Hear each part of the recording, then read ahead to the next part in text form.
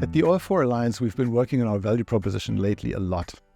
And the value proposition that we have for companies who are not members, we call them customers, companies that are outside of the OI4 Alliance, our value proposition is threefold. Typically, these are companies that need to digitalize their business in some shape or form. Maybe their products, maybe their processes, their customer interactions.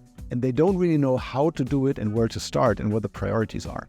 So the first part of our value proposition is that we take the joint knowledge in our community and help them to develop their plan, almost like an RFQ and RFP that they can then use to address the market.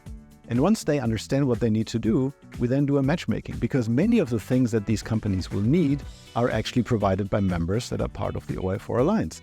So making that match is a crucial part for them to be successful. And then the third part of the value proposition obviously is that our members deliver exactly what those companies need. Maybe a piece of consulting, a piece of technology, or even products that can go into the end product of that said customer. So I believe the OI4 is a perfect linkage for companies who know they need to digitalize, but they don't really know where to start. And we can bring together the joint knowledge of our members to the benefit of those companies.